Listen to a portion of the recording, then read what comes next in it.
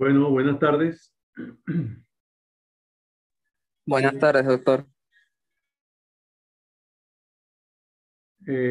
Son las 6:3 minutos, 4 minutos. Vamos a dar inicio al tema actual. No te vayas a ir lejos. Vamos a dar inicio a las 6:05 de la tarde a la clase, al tema de hoy, que siguiendo con la programación establecida para farmacología 2 de la unidad de drogas quimioterápicas antibacterianas, porque ya lo hemos dicho que hay unos quimioterápicos antineoplásicos. Las drogas antineoplásicas, las drogas utilizadas contra el cáncer, muchas de ellas son antibióticos, que por ser muy tóxicos, no se utilizan para inhibir bacterias, no se utilizan como antimicrobianos, sino se utilizan como antineoplásicos. Un ejemplo de ello es la adriamicina, utilizada para linfoma y leucemia, que es un antibiótico. Entonces, las tres primeras láminas para recordar. Esta lámina es una transición porque aquí está resumiendo algunas cefalosporinas asociadas a inhibidores de beta-lactamasa. Vemos aquí el sectorosano, le dije que era una cefalosporina que estaba solamente en Estados Unidos y que no nos interesaba a nosotros. La sectacidime sí es una cefalosporina de tercera generación con excelente actividad pseudomonas, y que ella per se tiene su principal acción, la utilizamos actualmente en nuestro hospital. Y ella, desde hace unos 3, 4 años atrás, viene siendo presentada, viene siendo utilizada, asociada a la Vivactam, que habíamos recordado que era el primer inhibidor de beta-lactamasa no beta-lactámico. Luego está Sercarolina, Avibactam y imipenem. Fíjense ustedes, cefalosporina de quinta generación mezclado con Avibactam, carbapenemas, imipenem mezclado con relebactam, y plazomicina, que es el nuevo aminoglucósido que vamos a ver.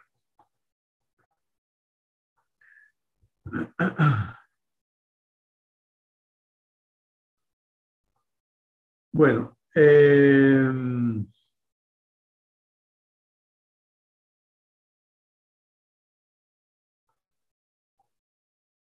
la erabaciclina, bueno, también es una fluoroquinona. Esta es lo mismo, la cefalosporina, ya vista en la clase pasada, y carbapenema, asociados todos ellos a inhibidores de beta-lactamasa, un grupo de antibióticos que no lo vamos a desarrollar en esta unidad, en este programa, porque son de los nuevos antimicrobianos, que es el cefiderocol, que son cefalosporinas modificadas para que inhiban los canales de hierro, los sideróforos, que es un nuevo mecanismo de acción de antimicrobianos para el uso clínico, pues. La plazomicina, el nuevo aminoglucósido, vamos a hablar de plazomicina ahora. Y la fosfomicina, que no es nuevo, sino la utilizamos aquí en Venezuela hace muchos años, hace como 20 años, ¿no? Fosfocin se llama. Excelente contra el gran positivo. Y contra algunos gran negativos, algunas enterobacterias. Antibióticos para bacilos gram negativos multiresistentes, esto es lo mismo del sideróforo. Las nuevas tetraciclinas, entonces, Esta lámina resume todos los blancos de acción, la mayoría de los blancos de acción de los diferentes antibióticos. Vemos aquí partiendo de aquí de la 1 del reloj aproximadamente, 12, 1, entre las 12 en el centro, en el mediano, y inhibiendo la elongación, este,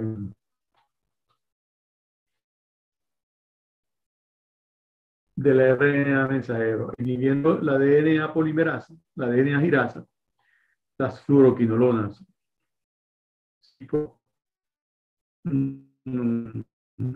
flerosina, que es el mercado ciprofloxacina, la inhibiendo de la RNA polimerasa, la rifampicina, la vamos a ver acá, inhibidores de las síntesis proteicas, en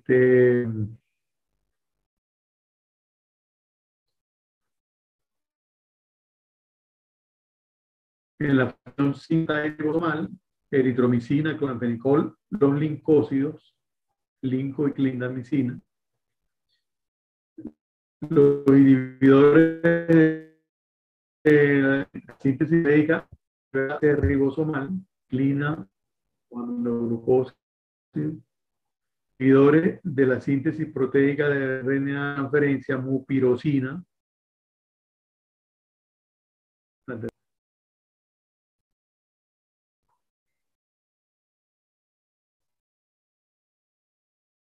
Y tenemos aquí un resumen muy esquemático de la síntesis proteica bacteriana. Vemos aquí cómo el DNA se desdobla de represión de la topoisomerasa o DNA.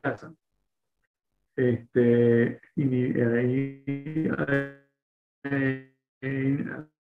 actúa en el blanco de la cloroquina. Entonces, el RNA mensajero viaja a otra, después de la polimerización por RNA polimerasa, se copia la hebra de RNA mensajero. Esto es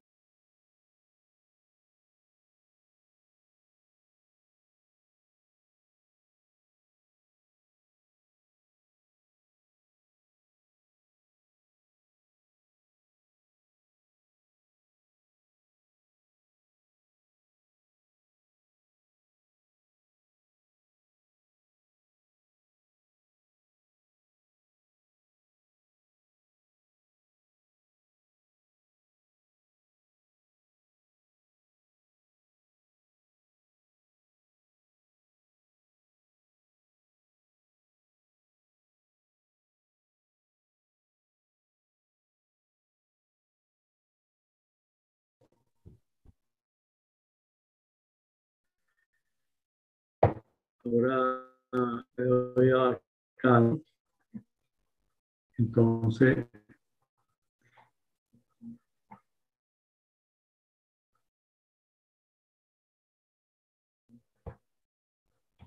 sí.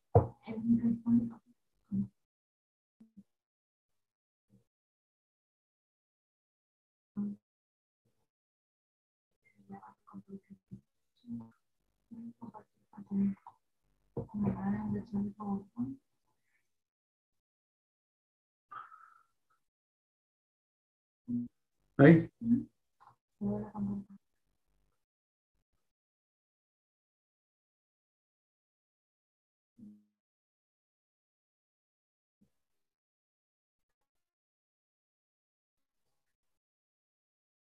Entonces estaba diciendo una síntesis de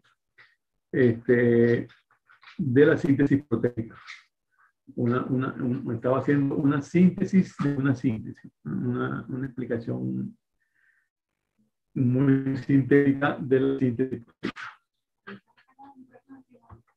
No, ¿dónde está? ¿Se está oyendo? Sí. Sí, doctor. Ok. Entonces les estaba diciendo que antes de que hubiese una desconexión, les estaba explicando muy rápida la síntesis proteica. Vamos a precisar los blancos de acción de los diferentes antibióticos que inhiben la síntesis proteica.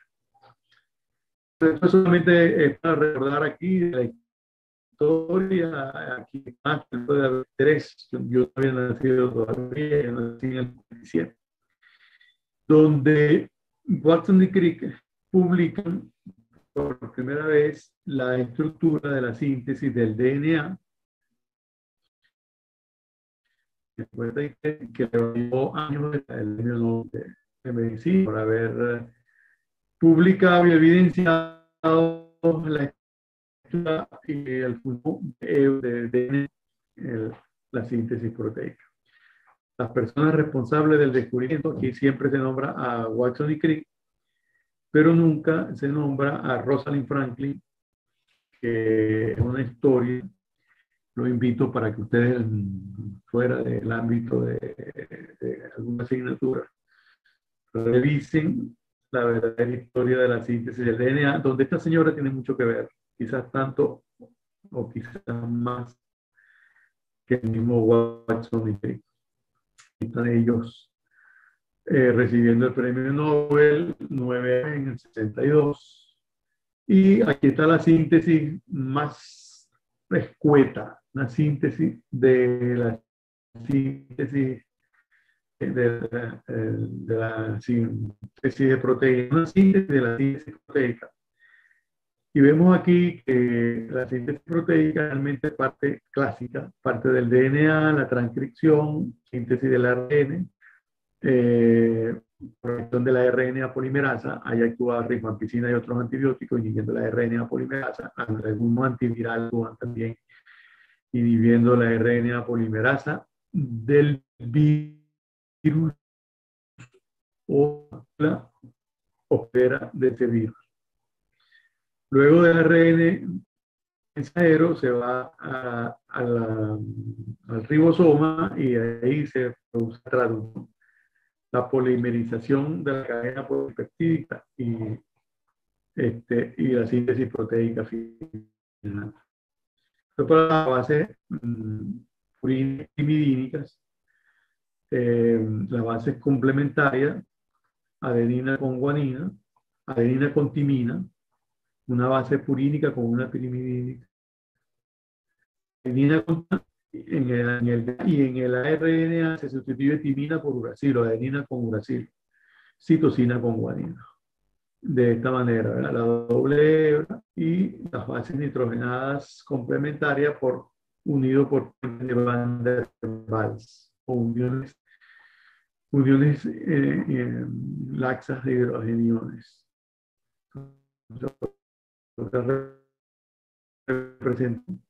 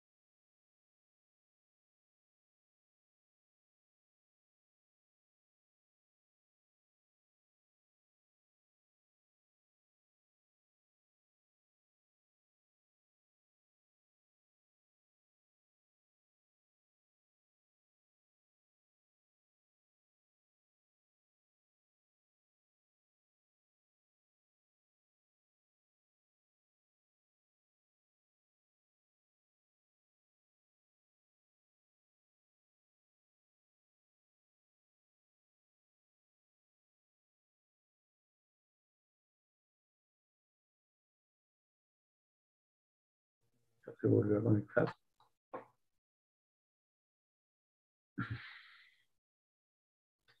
No se reconoce el dispositivo.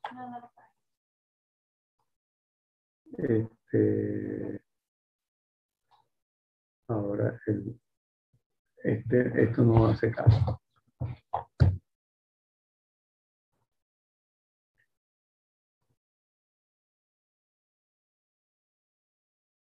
Bueno, luego de la segunda o tercera interrupción, seguimos adelante. Si la naturaleza se opone, lucharemos contra ella. Haremos que nos obedezca. Entonces, les estaba diciendo la cinética la farmacodinámica y farmacocinética con que se analizan los antibióticos ahora. Aquí tenemos una cinética de dosis única intravenosa con su doble curva negativa, la pendiente negativa de alfa de distribución en los diferentes compartimentos y beta de eliminación, y con la concentración inhibitoria mínima para 3 organismos, una bacteria A, una bacteria B y una bacteria C, dependiendo de las concentraciones inhibitorias. Si la concentración inhibitoria, si este es un antibiótico X, para el organismo A, una concentración inhibitoria mínima muy elevada, no sirve. Para el organismo B, tampoco sirve. Y para el organismo C, es la mejor concentración inhibitoria mínima para esta. Entonces,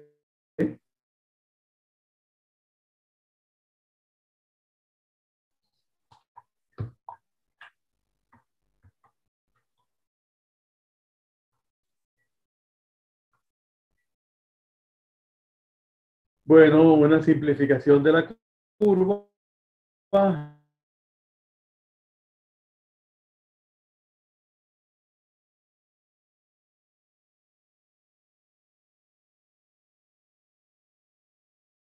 El área curva en permanecer por encima de la concentración inhibitoria mínima. Esto es tiempo dependiente y la concentración por encima de la concentración inhibitoria mínima. El pico, la concentración máxima de una dosis antimicrobiana por encima de la concentración inhibitoria mínima.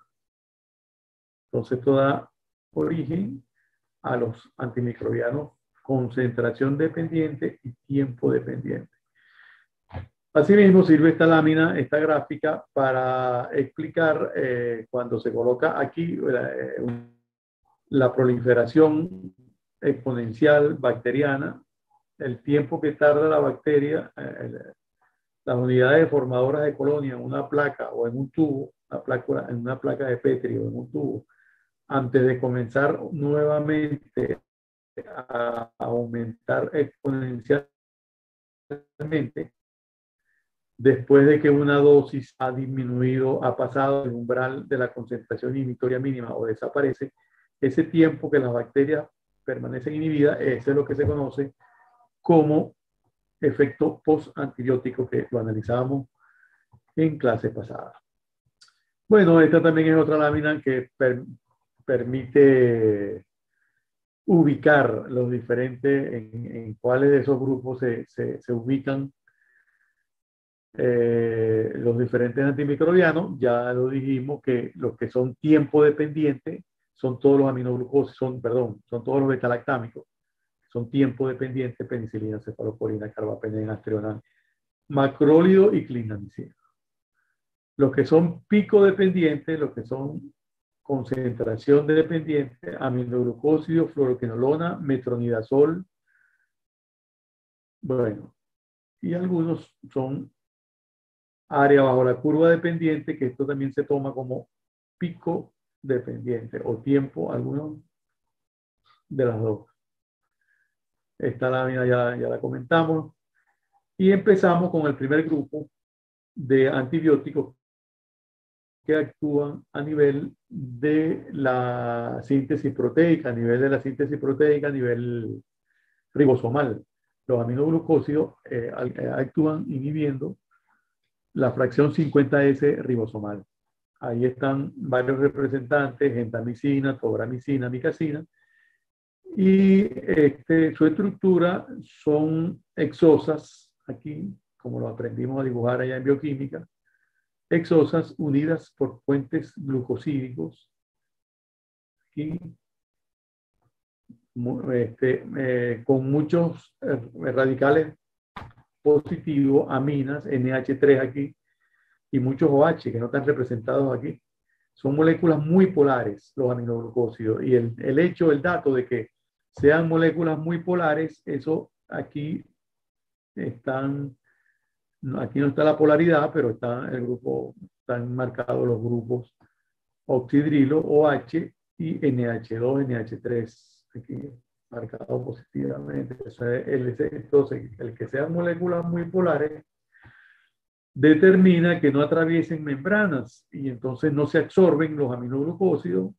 El hecho de que no se absorban no quiere decir que no se utilicen, se utilizan precisamente para infecciones intraluminales, la neomicina, por ejemplo, y la canamicina, son aminoglucósidos que se utilizan para la esterilización del colon, para esterilizar la cuerda colónica, todo el colon cuando se va a hacer una cirugía electiva de colon, entonces en la esterilización colónica. Aquí también se nombra, a propósito, la paramomicina,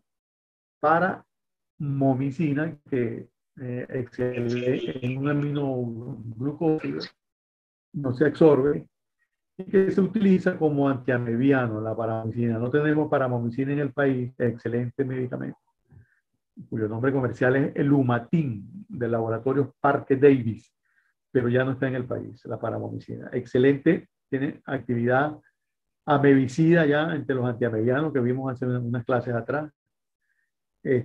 Y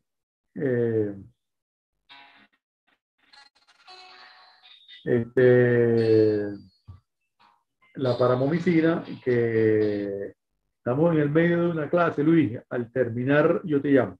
Ok.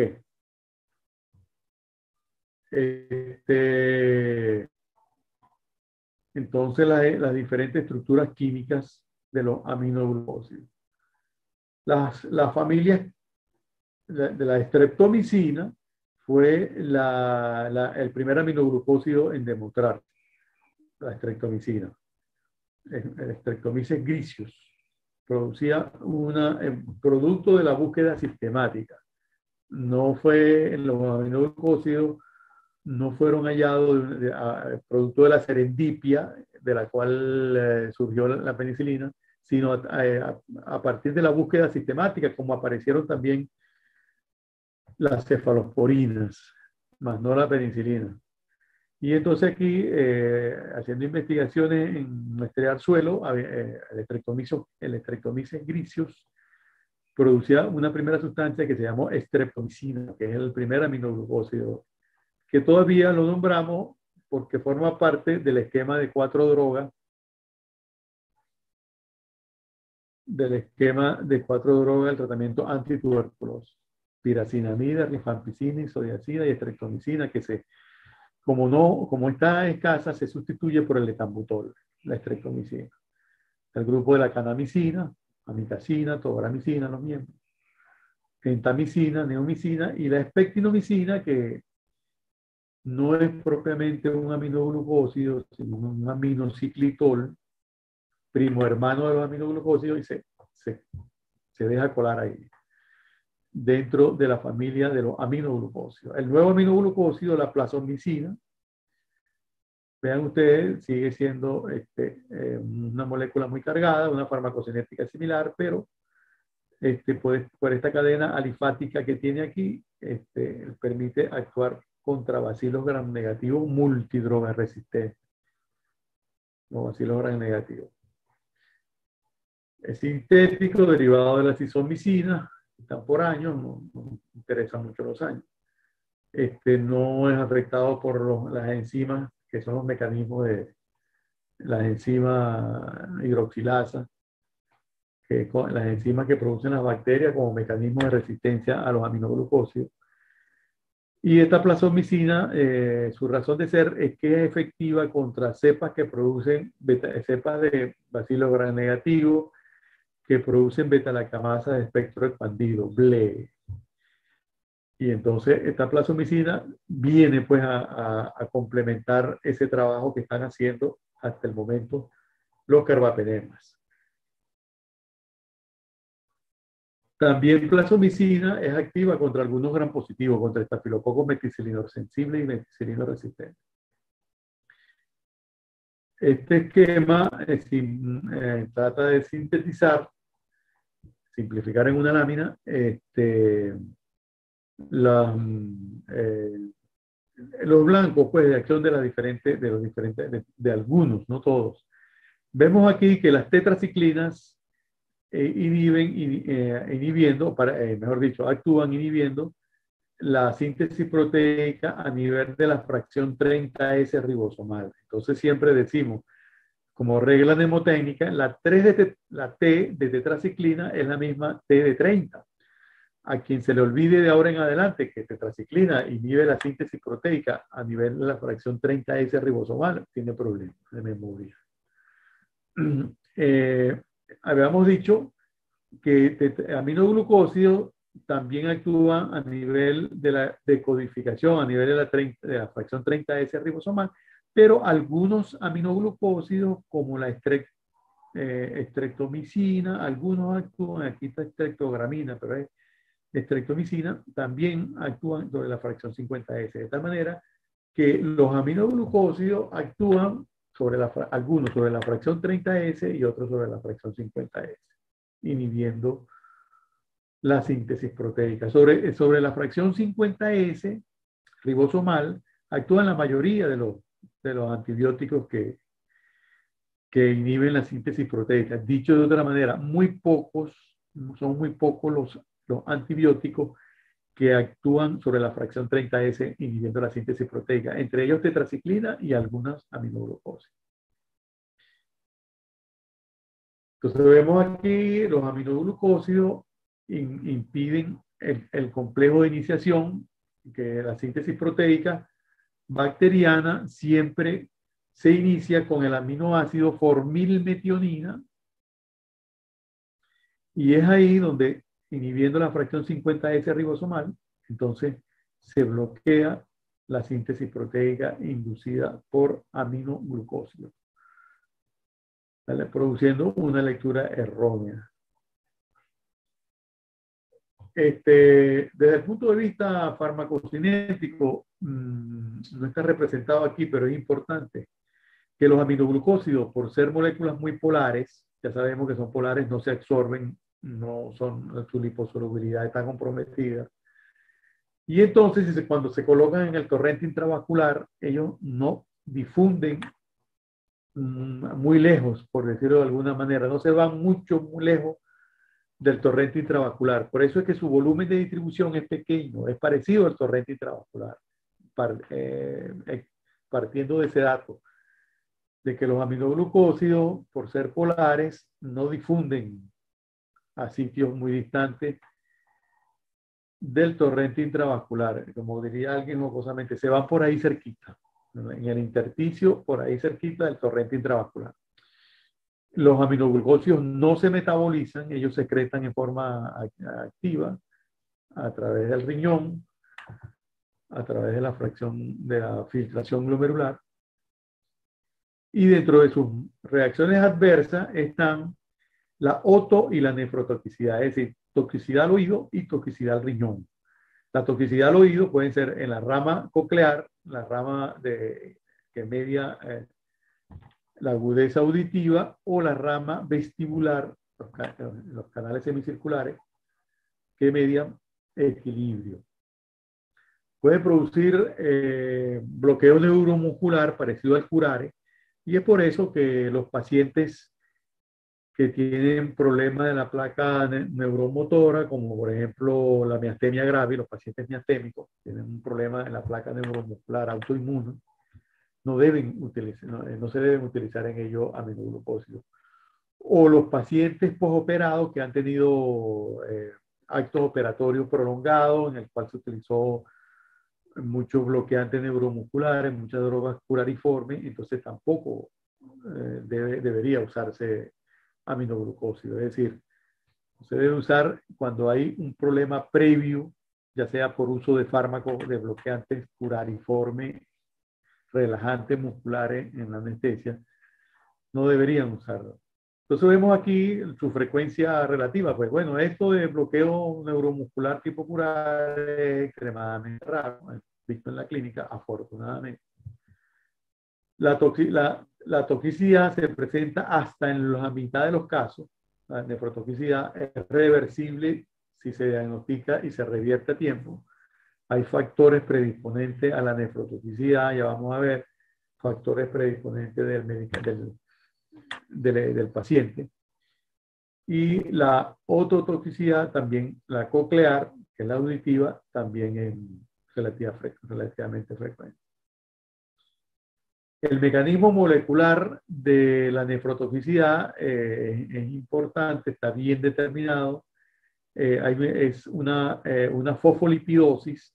El aminoglucósido actúa en el epitelio de la nefrona, en la anterior de la filtración glomerular, en el lumen proximal. Hay una endocitosis del aminoglucósido y hay una acumulación de fosfolípidos, inducción de apoptosis y hay una necrosis proximal tubular.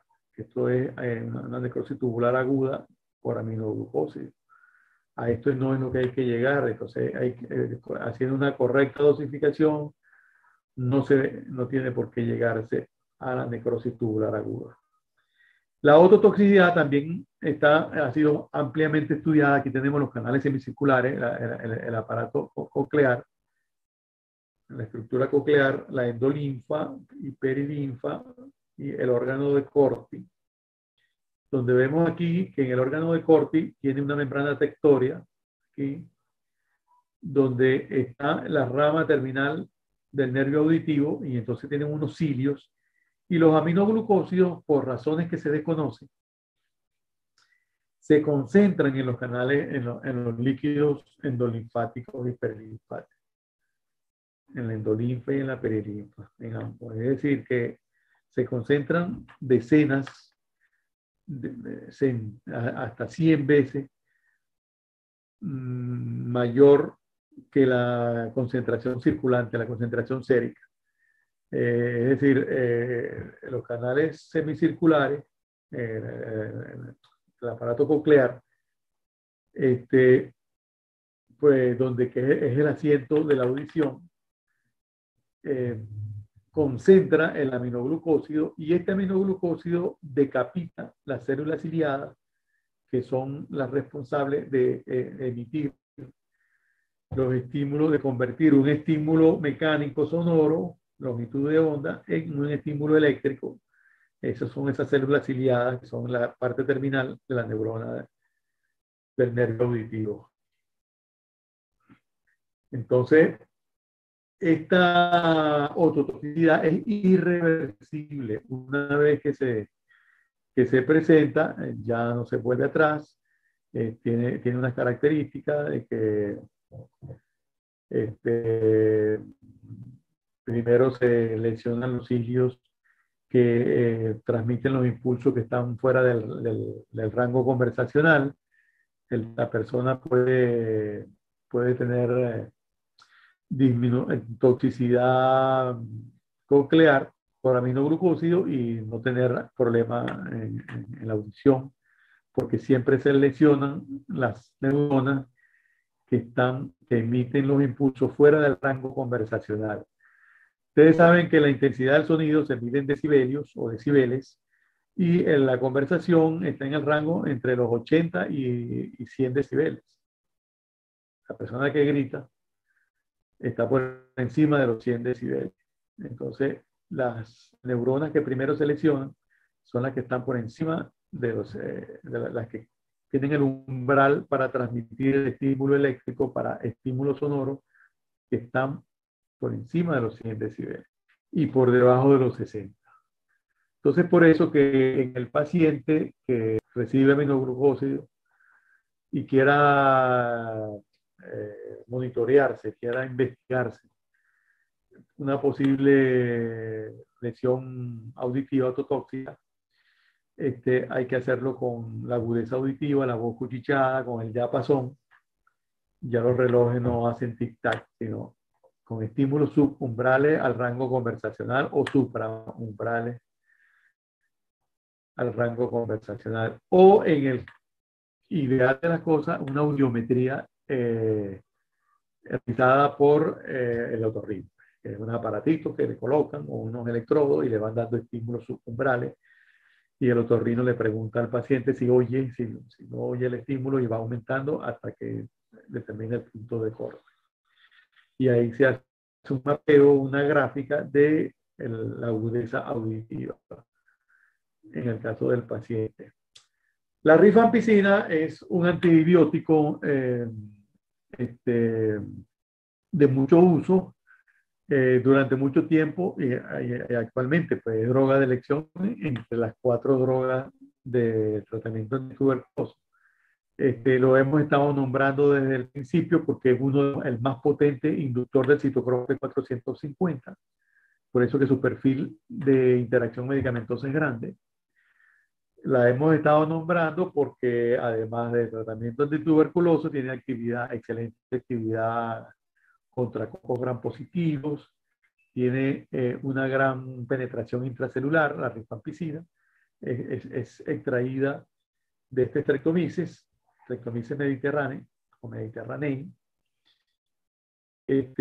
Y varios congéneres está la rifabutina, que es prácticamente una molécula muy similar a la rifampicina, pero tiene la capacidad, la característica de no estimular el citocromo P450 o el CYP3A4, tanto como la rifampicina. Entonces, cuando un paciente está recibiendo tratamiento antituberculoso o va a recibir algunos otros medicamentos, entonces en países donde exista la rifabutina se prefiere sustituir la rifampicina por la rifabutina. La rifocina tópica se utilizó durante muchos años, ya está retirada del mercado porque las rifampicinas, las rifamicinas, ellas en general se llaman rifamicinas.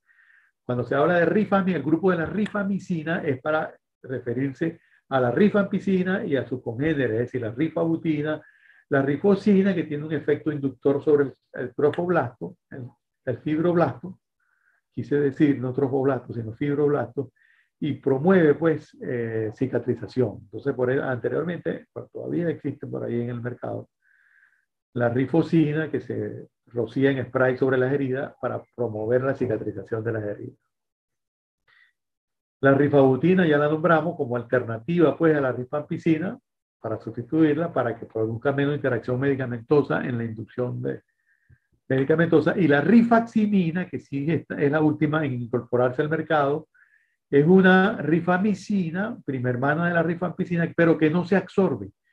Y al no absorberse, el mismo cuento de los aminoglucósidos, al no absorberse, se utiliza precisamente para drogas, para infecciones intraluminales. Entonces, cuando hay diarrea severa por bacilos gram negativos, bueno, la rifaximina es excelente porque al no absorberse, actúa localmente y enseguida regulariza pues la flora intestinal.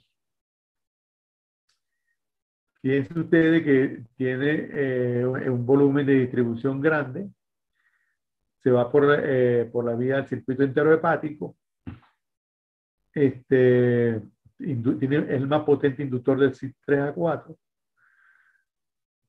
se excreta por las heces y produce en algunas personas un cuadro parecido a la gripe.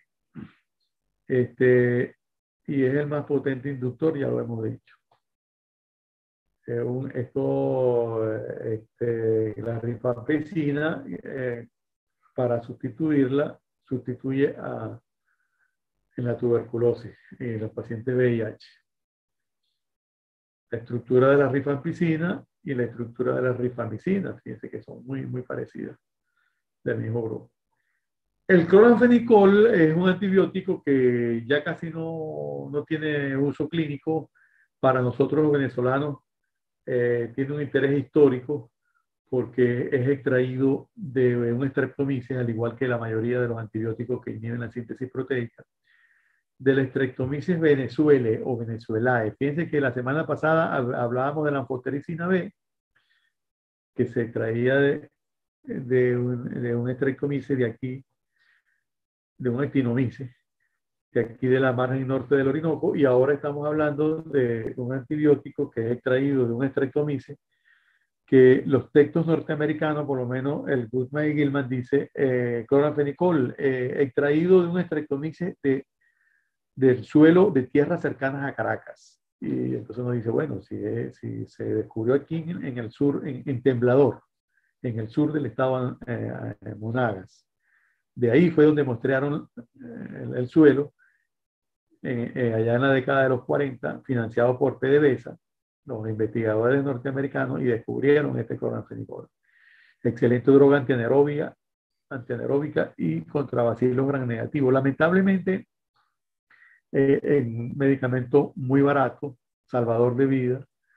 Lamentablemente, la mielotoxicidad, la toxicidad de la médula ósea, la inducción de hipoplasia o aplasia medular y su relación con leucemia o aplasia medular, lo ha llevado a que se deje a un ladito, pero es una excelente droga, sobre todo para infecciones severas por anaerobio. Entonces, para nosotros los venezolanos tiene un interés netamente histórico. Pues todavía por ahí hay algunas infecciones, por ejemplo, algunas cepas o algunas bacterias de salmonela, salmonelosis, cuya primera elección es el cloranfenicol. Fiebre tifoidea. Bueno, y además el cloranfenicol en aquella época, en la década del 60, hace 60 años, dejó de utilizarse en los niños pequeños porque inducía el síndrome del niño gris, que es un síndrome muy característico. Entonces, por eso el niño recién nacido le producía una insuficiencia hepática, shock, coloración gris, que de ahí es donde viene una coloración terrosa. La mielotoxicidad o la toxicidad a la serie eritroide. Entonces, pasamos entonces a las tetraciclinas, que todavía tienen tremenda actualidad, tremenda importancia.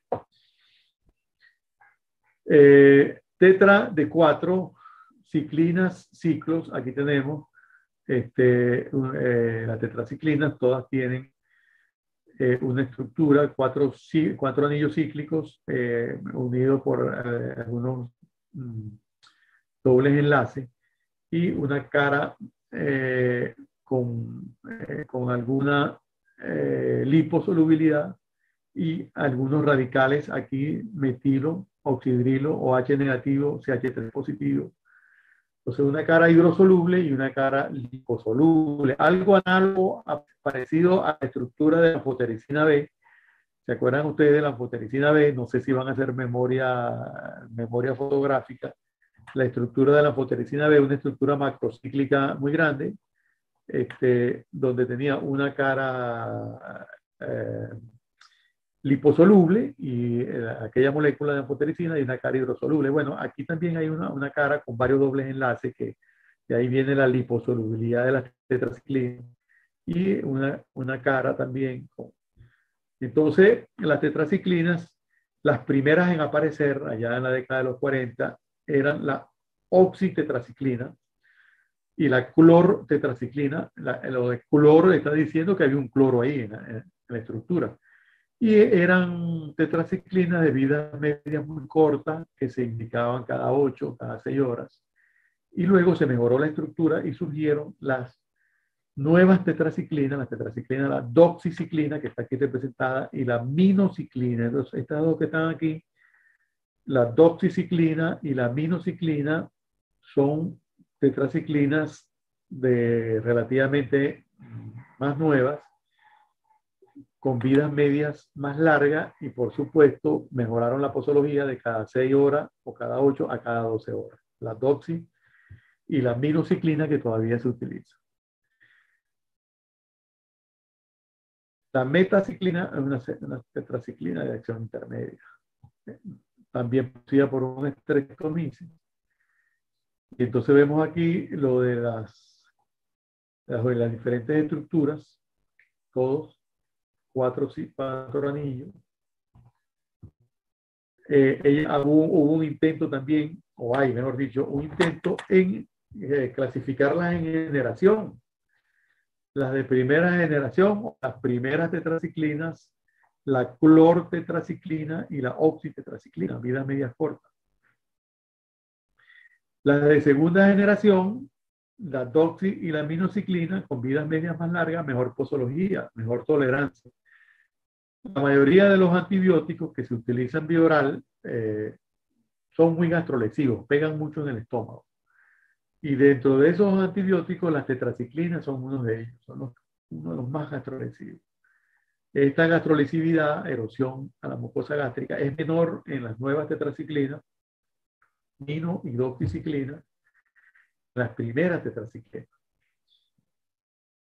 La demeclociclina es una tetraciclina que no se utiliza, no está en el mercado, pero a ella se le recuerda porque ella se utiliza en los pacientes que tienen hiponatremia refractaria. Ustedes saben que cuando un paciente está hiponatrémico, la causa más frecuente es falta de ingesta de sodio. Entonces le dan comida salada. Si a pesar de la ingesta de alto tenor de sodio no hay regularización de los niveles séricos de potasio, de sodio, perdón, 135 a 145 miliequivalentes por litro.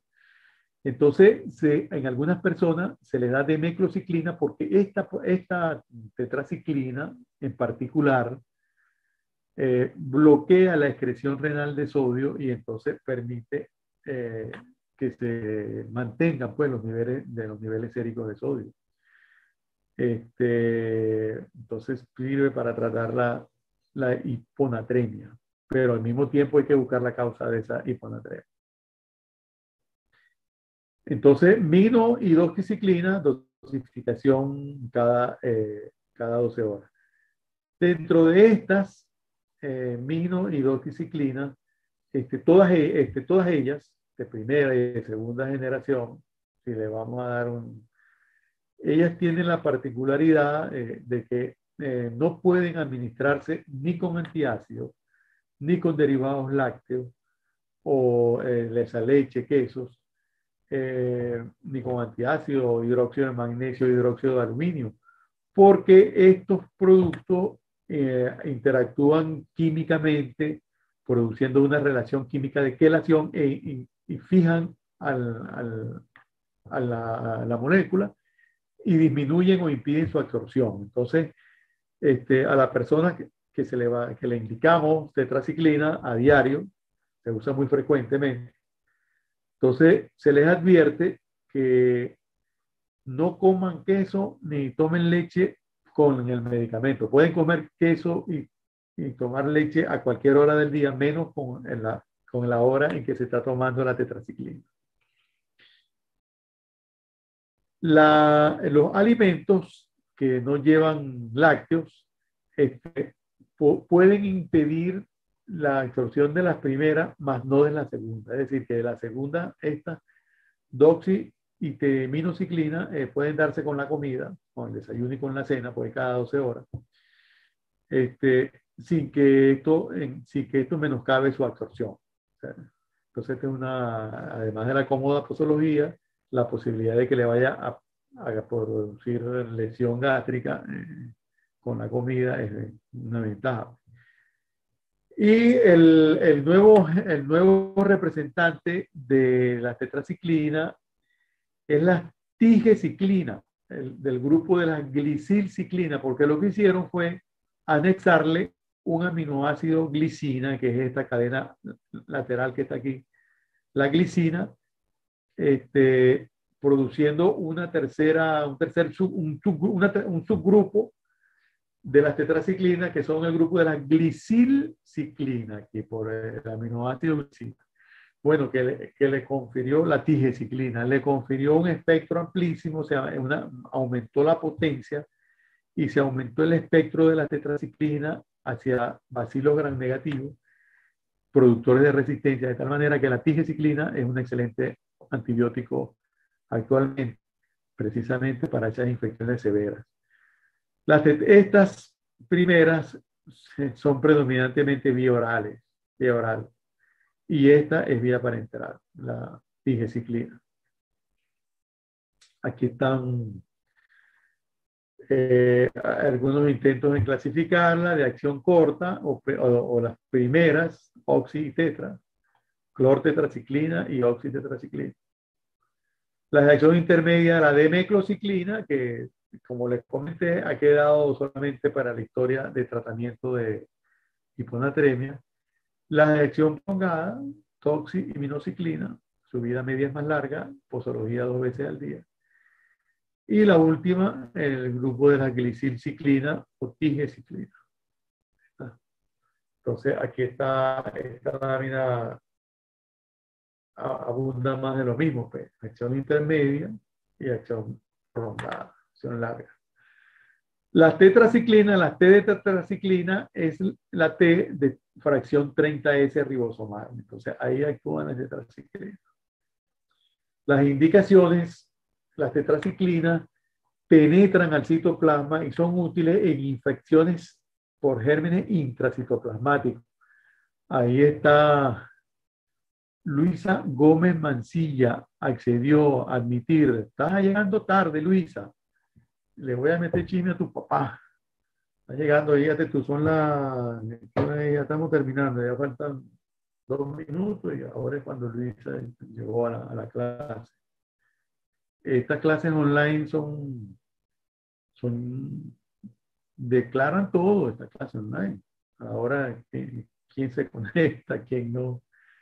Bueno, entonces, la indicación es, bueno, te estaba diciendo que es útil para infecciones intracitoplasmáticas, para parásitos, para bacterias intracitoplasmáticas, rickettsiosis, la brucelosis, Brucella abortus, las clamidias, tratamiento de elección para vibrio cólera, junto con acitromicina. Acitromicina le acaba de quitar el puesto a las tetraciclinas como tratamiento para vibrio cólera.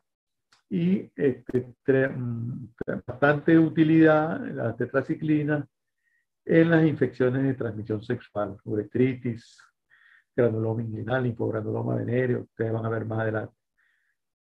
Bueno, infecciones de transmisión sexual, la tetraciclina es la segunda elección a las penicilinas en la sífilis.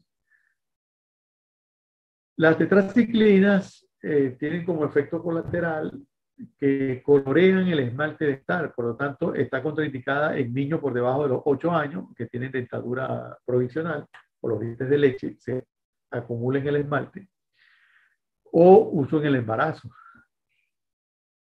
Entonces no se deben administrar ni en embarazada ni en pediatría por debajo de los 8 años. Esto tiene sus excepciones, porque por ejemplo, para vibrio cólera, como el tratamiento de vibrio cólera son 3 días nada más, no se le debe dejar de dar, si un muchachito de menos de 8 años se le diagnostica cólera, no se le debe no se le debe dejar de dar tetraciclina por lo de la coagulación a los huesos, porque a los dientes también colorea los huesos, pero los huesos no se ven a menos que haya una fractura, y colorean glándulas también. Entonces, entonces hay excepciones, pues se le puede dar 3 días de tratamiento a un niño, no le va a producir la coloración en el esmalte. La tetraciclina puede inducir también fotosensibilidad, que la hemos visto ya con cefalosporinas también. El individuo que toma tetraciclina no debe ponerse al sol porque le puede producir, ¿no?, una erupción, una exageración de la quemadura por el sol. Las tetraciclinas colorean de marrón en el subcutáneo en algunas personas y algunas glándulas.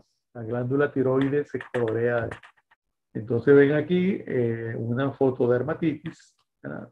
Una sensibilización a la luz del sol, se exagera pues como una quemadura, una foto de sensibilidad inducida por tetraciclina o por otros medicamentos. Y hiperpigmentación subcutánea inducida por minociclina, reportado en el New England Journal of Medicine hace ya 15 años. Entonces, una foto quiz aquí, una señora que consultó. El haber colocado una glicina, la glicilciclina, de origen a la tigeciclina. Esos son los ensayos que se hicieron. Una nueva fluoroquinolona. Vamos a ver primero. Entonces, vámonos a los macrólidos.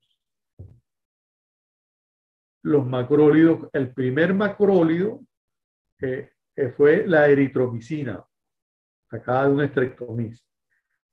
Aquí el anillo terpenolactona, que veíamos allá atrás en antimaláricos, siempre decimos en antimaláricos, dentro de 15 días preguntamos qué otra estructura tiene un anillo lactónico, y entonces todos ustedes gritan a toda una viva voz, las terpenolactonas o del grupo de la rifamicina con sus características. Hemos visto al grupo de las tetraciclinas y ahora vamos al grupo de los macrólidos, ¿verdad? Con su estructura macrocíclica, inhibiendo la fracción 50S ribosomal, porque la que actúan a nivel de 30S es la tetraciclina. La T de 30 es la T de tetraciclina. Entonces vemos aquí los macrólidos, un anillo lactónico unido a desoxazúcares, excelente actividad contra gram positivos. Tenemos a los macrólidos, los primeros macrólidos aquí, la eritromicina, y de los 14 átomos de carbono que tienen aquí esta estructura, le añadieron un carbono aquí y dieron origen a los nuevos macrólidos de 15 átomos de carbono, donde está la acitromicina, que es un subgrupo que se llaman los azálidos. Es decir, los azálidos es un subgrupo de las nuevos macrólidos, donde está la acitromicina, que es el único representante en los actuales momentos. Tiene la característica de que, al igual que tetraciclina y que fluoroquinolona, se concentran en el citoplasma de la célula, fluoroquinolona que vamos a ver dentro de un rato, y la citromicina que se concentra en los macrófagos, se concentra en las células parasitadas o infectadas y en los macrófagos. Entonces, la estructura de la citromicina aquí en comparación con la estructura de la eritromicina. De los 16 átomos de carbono tenemos aquí la claritromicina, cuyo metabolito intermedio sigue teniendo actividad antibiótica, la claritromicina, y la telitromicina, que también es un cetólico.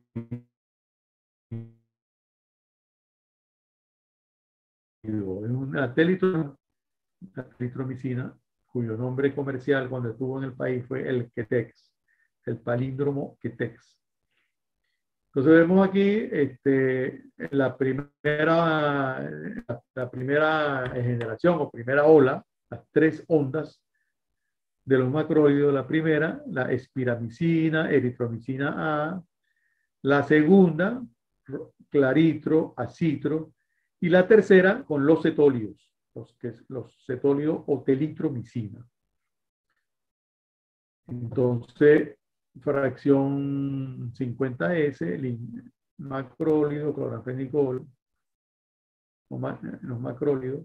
Entonces, los macrólidos, eritromicina o claritromicina o acitromicina, tienen un espectro fundamentalmente contra gérmenes atípicos, micoplasma, neumoniae, contra clamidia, una elección contra clamidia. La primera es doxiciclina o trimethoprim sulfa para clamidia.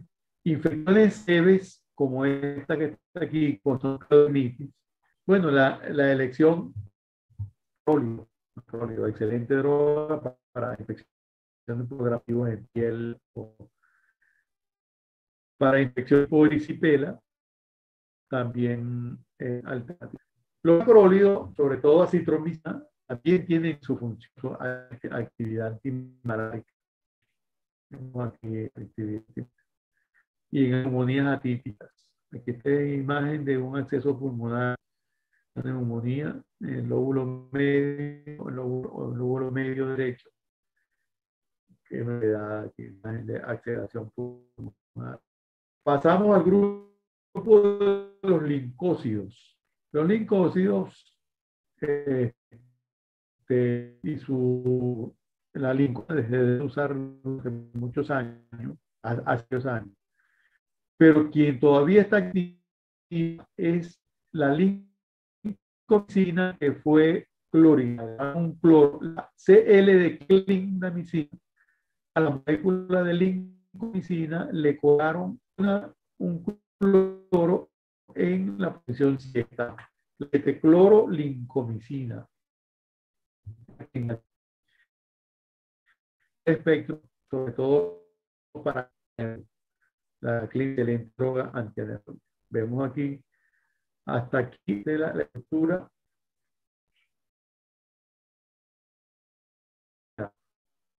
1, 2, 3, 4, 5, 6, 7. 1, 3, 5, 6, 7 cloro lincomicina. La clindamicina.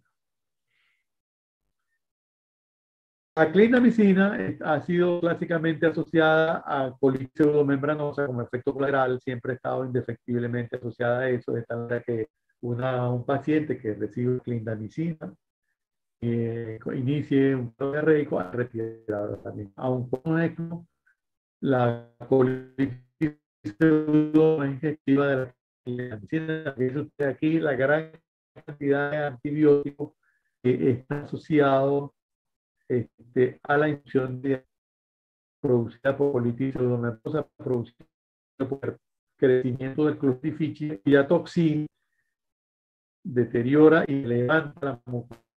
Entonces, cefalosporina, quinona, tetraquina, gran cantidad. Pasamos a los medicamentos que inhiben la topoisomerasa.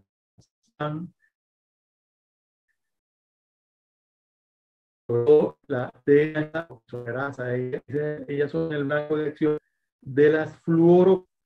Las DNA-girasas son enzimas, mantienen nuestro DNA superenrollado negativamente, alturas de los cuerpos que pueden por radiaciones o por alguna ruptura que pueden haber ahí. Las topoisomerasas hacen esa ruptura, preparan esa por químicos, físicos, radiaciones, etcétera, y además de eso mantiene el superenrollamiento negativo del DNA bacteriano a la fluoroquinolona. Inhibir esa girasa, bueno, se arregla todo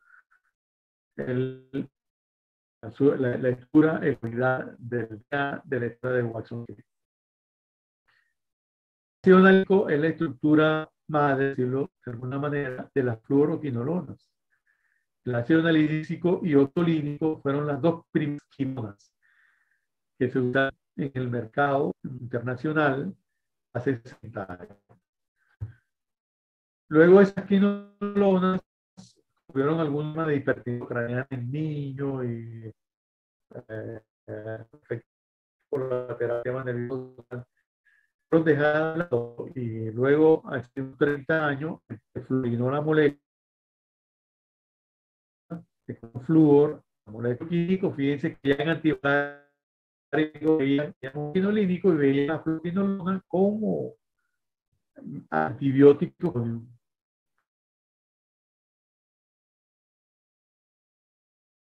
Aquí la fluorinación de ellos. La fluorinación de ellos. Vemos aquí el flúor, controles para la especificada actividad antimicrobiana.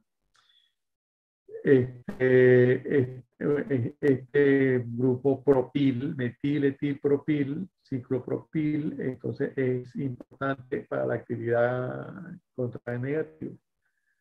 este grupo clínico aquí es actividad de pseudomonas. Y ellas también han sido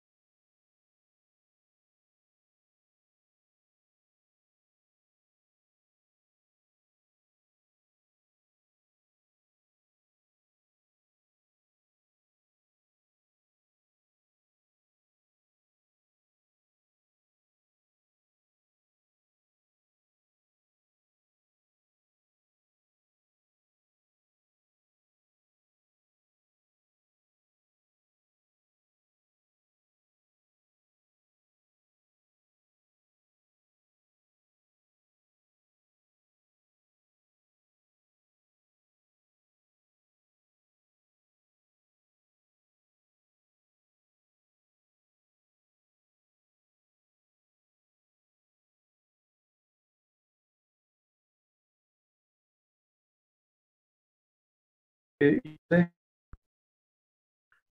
eh, vamos, ya estamos terminando.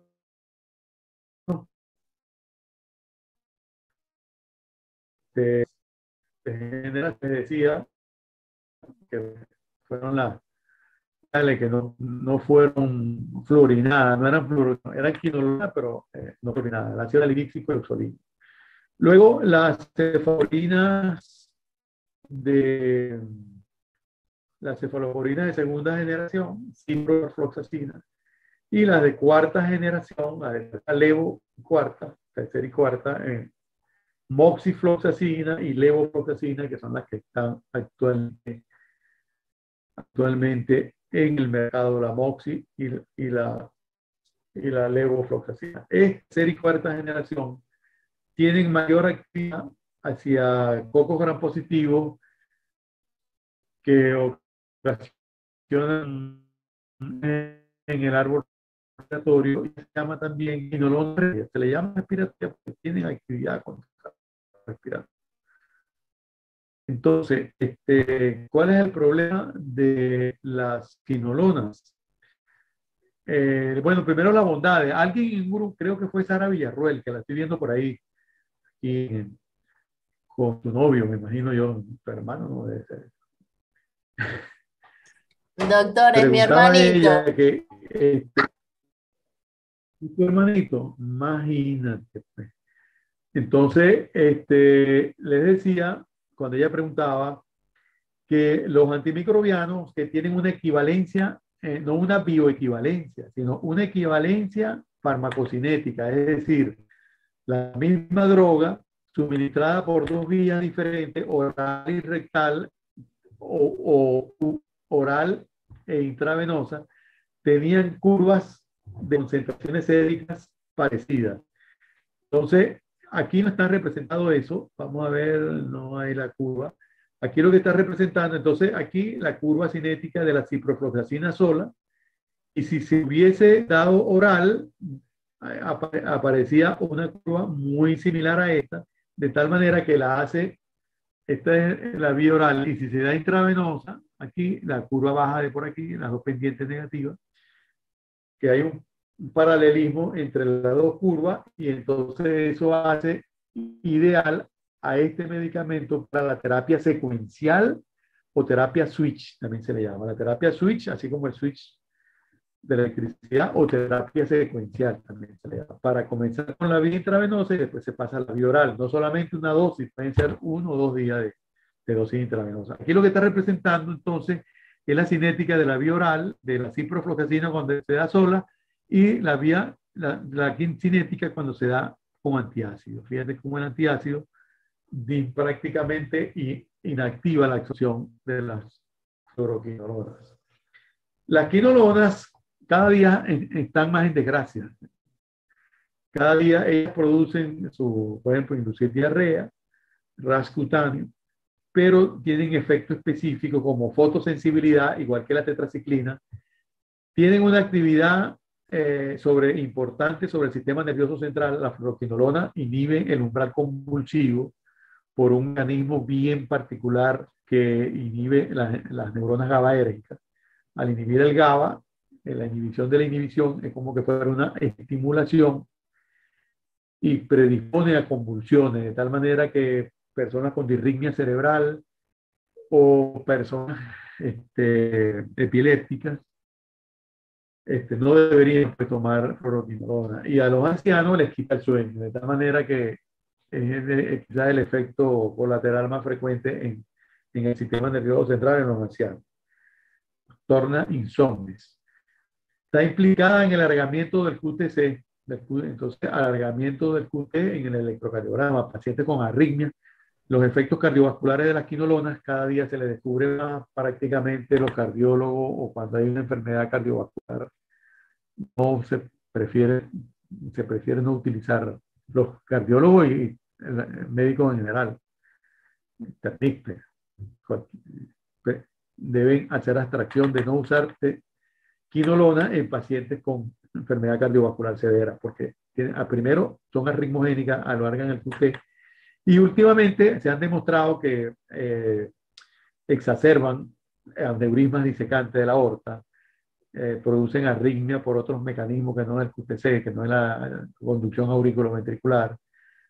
Producen tendinopatías, tendinitis, es decir, inflaman los tendones, se implica en ruptura espontánea del tendón de Aquiles, miopatías incapacitantes, sobre todo cuando va acompañado de ejercicio, la prescripción de quinolona, de tal manera que una persona joven que sea atleta, hay que ponerse a guardar reposo cuando se le indica quinolona porque va a tener tendinopatía o miopatía. Bueno, entonces, fotosensibilidad, prolongación del QT, tendinopatía, esto ya lo acabamos de comentar. La acción sobre el cartílago de crecimiento durante muchos años, las quinolonas estuvieron todavía en el área de pediatría, se utiliza muy poco porque se vio que tenía un efecto, la fluoroquinolona tenía un efecto sobre el cartílago de crecimiento en perros beagle. Entonces, pero se vio que ese efecto sobre el cartílago de crecimiento en perros, que lo que llevó enseguida a contraindicarlo en crecimiento, a dosis muy por encima de la dosis terapéutica, de tal manera que actualmente hay una aprobación para el uso de quinolonas en niños, pero con ciertas reservas cuando no hay otra indicación disponible. No se sabe si que se cree que sea un efecto sobre el magnesio, un efecto directo sobre el condrocito, pero lo que sí es cierto que lesiona, inflama los tendones, lo desinserta, ruptura espontánea de tendones y puede, aun cuando en animales, pero se prefiere no utilizar en personas, niños en crecimiento. El linezolid es el primer representante de las oxazolinidonas, excelente droga contra meticilinos, estafilococos aureus meticilino resistente. Aquí está en fracción 50S, inhibiendo el complejo de iniciación. Aquí. El linezolid tiene una biodisponibilidad oral 100%, es decir, la curva cinética intravenosa es muy parecida a los niveles séricos a oral, por eso que se puede hacer terapia switch desde el segundo día. Tiene una baja unión a proteínas, un volumen de distribución aceptable, 40-50 litros. Y ellos tienen, el linezolid tiene la característica de que se concentra muy bien en pulmón, piel, sistema nervioso, hueso. No se requiere ajuste en insuficiencia renal, pero ellos pueden ser neurotóxicos. Son tiempo dependientes.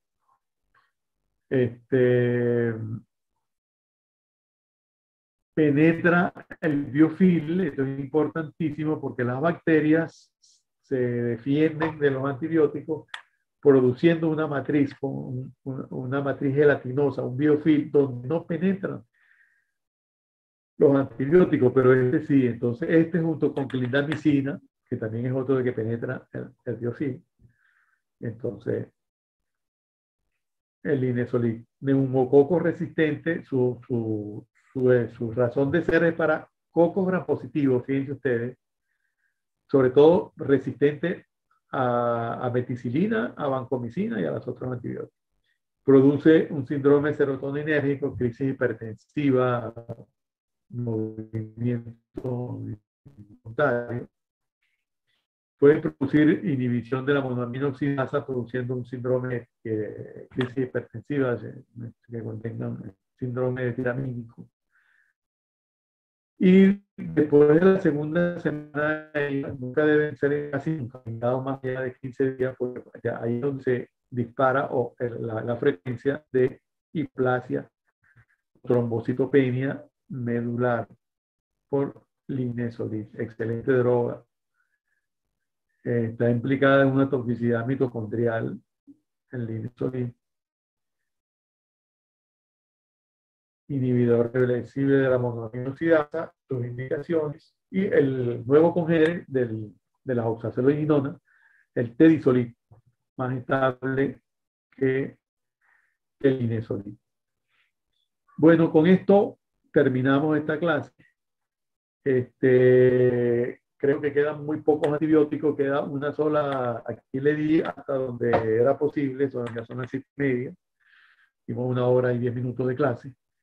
Terminamos con el tedisolid dentro de las oxazolidinonas. En la próxima clase vamos a ver algunos otros antibióticos que actúan, algunos inhibiendo la síntesis proteica, otros inhiben membrana, que brincamos de la pared al citoplasma y no le prestamos atención a la membrana citoplasmática. Bueno, con esa otra clase vamos a hacer con eso cerramos la unidad.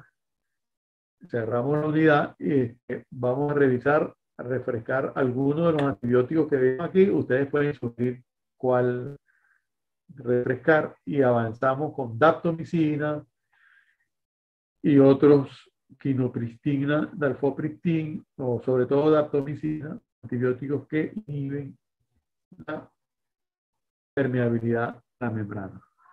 Bueno, como siempre, algunas preguntas. Leiska Nowakovsky. Buenas noches, doctor. Yo tengo una pregunta. ¿Me escucha? Sí, sí, perfecto, la oigo. Ok, usted había mencionado que uno de estos antibióticos provoca que los niños los colorean los dienticos de gris, pero los menores de 8 años que van a estar mudando los dienticos, no importa si estos se colorean porque igualitos van a botar esa dentición.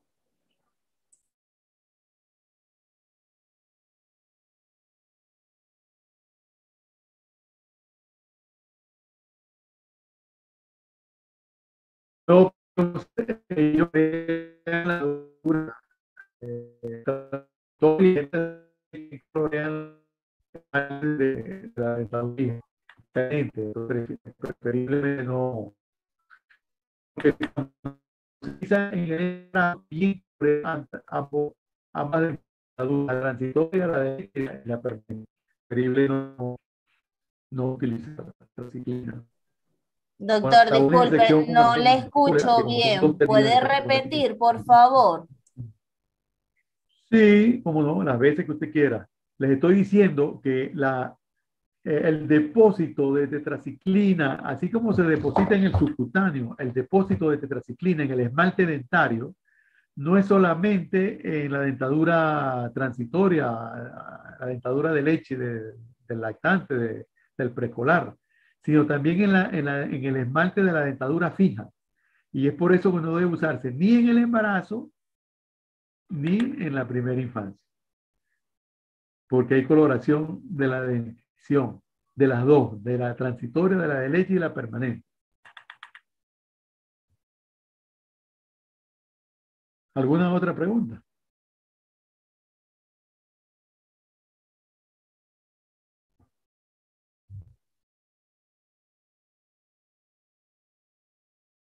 Si no hay preguntas, nos retiramos. Desactivar el audio. Preguntas por escrito. Aquí vamos a ver quién...